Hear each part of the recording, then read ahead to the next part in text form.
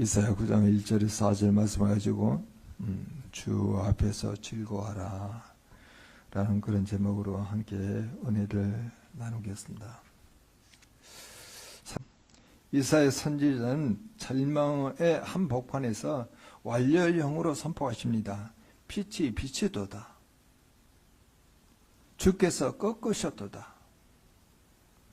마치 현실이 변하지 않는 것 같지만은 하나님이 일하기 시작했기 때문에 우리는 주 앞에서 즐거워할 수 있다는 거야. 주님께서 언약을 주셨잖아요. 오늘 설교를 통해서 우리를 누르던 이 무거운 멍게가 꺾이고 하나님의 빛 안에서 진정한 창성함 그리고 나눔의 기쁨을 회복하는 시간이 되시기를 주님의 이름으로 축원합니다. 먼저 1절과 2절을 한번 같이 보죠. 전에 고통받던 자들에게는 흑암이 없으리로다. 이쪽에는 여호와께서 스불론 땅과 납달리 땅이 멸시를 당하게 하셨더니 후에는 해변길과 요단 저쪽 이방의 갈릴리를 영화롭게 하셨느니라. 흑암에 행하던 백성이 큰 빛을 보고 사망의 그늘질 땅에 거주하던 자에게 빛이 비치도다. 2절에 흑암에 행하던 백성 그리고 사망의 그늘질 땅에 거주하는 자라고 하는 표현이 있습니다. 이 표현은 시적인 표현이 아니에요. 실제 그 땅에 이스라엘이 처했던 현실을 그렇게 표현한 거예요. 이사야 당시에 북이스라엘은 아수르의 거대 침략, 거대 제국의 침략으로 멸망 직전입니다. 특히 스불론 땅과 납달리 땅은 이스라엘의 가장 북쪽에 위치합니다.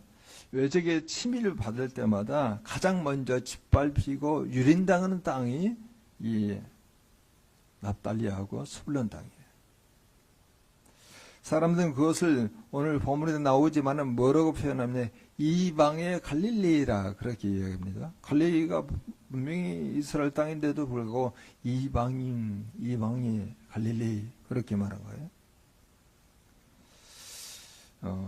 그래서 그들이 이야기합니다. 저기는 이제 유대 땅도 아니야. 이방인들에게나 넘겨줄 버려진 땅이야. 이렇게 말한 거예요. 하고 있는 것이죠. 굉장히 멸시와 조롱과 그리고 비아냥의 그런 표현으로 이 납달리하고 스불론 땅을 그렇게 말하고 있는 것이죠. 여러분의 삶 속에 한번 물어봅시다. 납달리 땅과 그리고 스불론 땅은 어디입니까? 오늘 우리가 이해될 수 있는 그런 표현으로 이야기하면 남들에게 보이고 싶지 않은 상처 그리고 아무리 애써도 나아지지 않은 가난 반복되는 죄의 습관 또 하나님은 나를 잊으신 거 아닐까라고 느껴지는 영적인 메마름의 자리가 이 스불론 땅과 납달리 땅이에요. 예, 오늘 본문에 주님께서 말씀하시죠. 1절에 전에 고통받은 자들에게 흑암이 없으리로다 이렇게 말해요. 또 다르게 표현합니다. 이방의 갈릴리를 영화롭게 하셨느니라. 빛은 스스로 생겨나지 않습니다. 우리가 어떤 빛을 만들어낼 수 있는 존재가 아니죠. 밖에서 들어와야 합니다. 2절에 보게 되면은 큰 빛을 보고라고 되어 있고 그리고 사망의 그늘질 땅에 거주하던 자에게 빛이 비치도다. 우리가 빛을 만든 것이 아니죠. 하나님께서 빛을 들고 우리 인생의 가장 어두운 곳으로 찾아오신 것입니다. 이 빛은 훗날에 갈릴리 나사렛에서 사역을 시작하신 예수 그리스도를 통해서 완성되었어요. 그래서 오늘 본문을 똑같이 마태복음 4장 13절에서 16절에 가져오세요. 예수님께서. 여러분 상황이 나아져서 빛이 보이는 게 아니죠. 빛이 오면은 상황이 해석되기 시작합니다. 오늘 주님이 여러분의 절망의 자리에 빛으로 임하셨음을 믿으셔야 합니다. 그러면 그분이 비추시면 더 이상 그것은 멸시받는 땅이 아니라 영화로운 땅으로 바뀐다는 거예요. 세상이 이치로 그걸 해석하게 되면 어둠으로 계속 가요. 그러나 비추신 예수 그리스도 우리 가운데 조명한 대로 그걸 해석할 수 있다 그러면 영원해지는 거예요. 우리 주위에 하나님께서 일하고 계십니다. 우리를 포함 우리 주변에서 하나님께 일하시는 곳이 많다는 거예요. 눈을 열게 되면요, 영적으로 보게 되면 하나님께서 누구에게 일하고 있는지가 보인다는 겁니다. 이 세상의 내용으로는 해석이 안 돼요. 이 세상의 내용은 인과응보로 접근하잖아요. 원인이 있고 결과가 있고 심은 대로 거둔다라고 하는 이치로 하고 있지만은, 하나님께서 우리 이 세상의 이해로서는, 이 세상의 이치로서는 이해되지 않는 부분을요, 믿음으로 엮어서 보게 하신다는 거예요. 하나님과 관계하여서 보게 한다는 거예요. 하나님께서 일하시는 현장을 보셔야 한다는 거예요. 사랑의 관계를 가지고 있는 사람은 하나님이 일하시는 현장을 볼 수 있다는 거예요. 그러면 4절 한번 같이 한번 읽어보도록 하겠습니다. 이는 그들이 무겁게 맨 멍에와 그들의 어깨의 채찍과 그 압제자의 막대기를 주께서 꺾으시되 미디안의 날과 같이 하셨음이니라. 이게 성경에 있는 사건을 이 함축적으로 묶어서 말하고 있기 때문에 말이 이게 성경의 역사와 함께 풀어가야 할 그런 내용입니다. 그때 당시 이스라엘 백성들은 아수르에게 엄청난 조공을 바쳤어요. 그리고 실제적으로는 노예 같은 삶을 살고 있었어요. 그들의 어깨는 멍에로 인해서 헐어 있었고 그 등에는 채찍 자국이 나 있습니다. 오늘 우리도 마찬가지죠. 여러분, 죄의 멍에를 쥐고 있다 그러면은 과거의 실수와 그리고 죄책감으로 우리가 짓눌리게 되어 있습니다. 죄의 멍에뿐만 아니죠. 염려의 멍에도 있어요. 먹고 사는 문제, 그리고 노후 문제. 그 노후 문제라고 하는 막대기가 우리를 계속 내리칩니다. 염려의 막대기라 그렇게 말할 수도 있겠죠. 염려의 채찍이라 그렇게 말할 수도 있겠죠. 그리고 비교의 막대기를 우리가 또 경험하게 되는데, 여러분 SNS를 보게 되면 남들과 비교할 수 있겠죠. 스스로 채찍질하는 현대인의 고질병이라고 이야기해서 SNS에 올라오는 여러 가지 글로 인해서 그걸 견디지 못해서 자살하는 사람도 있어요. 우리도 모르는 사이에 이렇게 멍에, 그리고 채찍질, 그리고 막대기로 대단히 심적, 육체적으로 또 정신적으로 힘들게 살아가게 됩니다. 그런데 주님께서 오늘 뭐라고 이야기합니까? 하나님이 이 멍에를 어떻게 하신다고 말씀하십니까? 꺾으시되라고 되어 있어요. 꺾으시되. 누가 꺾으신다고요? 하나님이 꺾으신다는 거예요. 그리고 미디안의 날과 같게 하였음이니라. 이 미디안의 날이라고 하는 것은 사사기 7장에 나오는 기본 사건이에요. 14만 5천 명의 미디안 대군 앞에 이스라엘은 고작 300명이 남아 있습니다. 무기도 없습니다. 무기라고 하는 것은 달랑, 항아리하고 햇번밖에 없어요. 그리고 나팔밖에 없어요. 그런데 하나님은 그 말도 안 되는 그런 방법으로 압제자의 군대를 자정질환에 빠지게 합니다. 혼돈에 빠지게 돼요. 서로 치고받게 합니다. 그래서 단 하루 만에 14만 5천 명이 다 죽어요. 이건 하나님께서 승리를 가져온 거예요. 하나님의 방법은 단번에 그리고 철저하게 승리를 가져옵니다. 멍에는 우리가 조금씩 깎아내는 게 아니죠. 하나님이 꺾으시겠다는 거예요. 우리가 깎는 게 아니에요. 하나님이 꺾으신다는 거예요. 여러분의 힘으로 우울증을 벗어날 수 있겠습니까? 여러분의 힘으로 경제적인 파탄을 벗어날 수 있겠어요? 그 무너진 관계를 여러분의 힘으로 그것을 꺾을 수가 있겠어요?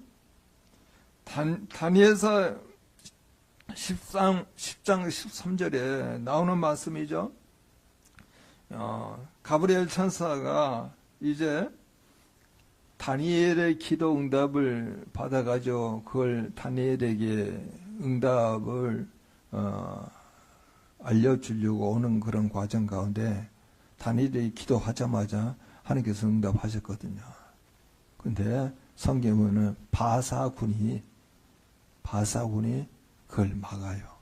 사단의 권세가요, 이 가브리엘 천사의 그 다니엘의 기도 응답을 가져온 것을 막아요. 그때 하나님께서 천사장 미가엘을 보내주셔서 하나님의 사실을 가로막는 바사군을 영적 세력을 뚫어버리시는 분이 바로 하나님이십니다. 하나님이 개입하시면은 22일간 막혔던 응답에 풀리는 거예요. 하나님이 꺾으시면 아수르의 막대기도 미디안의 대군도 한순간에 다 무너집니다. 그 전능하신 손이 지금 여러분의 어깨 위에 있는 무거운 짐을 다 꺾으시겠다. 여러분의 어깨의 채찍을 다 꺾으시겠다. 여러분을 압제하는 그 손의 막대기를 다 꺾으시겠다. 주님께서 선포하시는 거예요. 내가 하려고 하면 꺾어지지 않아요. 그 전능하신 손이 여러분의 어깨 위에, 여러분의 멍에, 또 여러분의 압제하는 그 막대기를 다 꺾으시겠다 말씀하고 있으니까 그걸 하나님이 하실 수 있도록 여러분 맡기셔야 한다는 거예요. 자, 그러면 3절에 보십시다. 주께서 이 나를 창성하게 하시며 그 즐거움을 더하게 하셨으므로 추수하는 즐거움과 탈취물을 나눌 때의 즐거움같이 그들이 주 앞에서 즐거워하오니. 하나님은 우리가 단순히 겨우겨우 살아남을 것을 원치 않으십니다. 창성하기를 원하세요. 창성. 잘 쓰는 단어가 아니죠? 지금의 단어로 바꿔서 이야기하면 번성한다, 번영하기를 원하세요. 여러분의 가정, 여러분의 일터가 또 우리 대한민국이 하나님의 은혜로 번영하기를 하나님이 기뻐하십니다. 그런데 그 즐거움의 성격이 매우 중요해요. 추수하는 즐거움이라고 말합니다. 땀 흘린 대로 거두는 보람이에요. 탈취물을 나눌 때의 즐거움입니다. 이것은 전쟁에서 승리한 후 얻은 전리품을 백성들이 함께 나눈 기쁨이에요. 이 전쟁은 누구의 전쟁이에요? 하나님의 전쟁이잖아요. 하나님께서 14만 5천 명을 싸우셔가지고 300명으로 이기게 한 전쟁인데 거기에 전리품을 나누는 기쁨.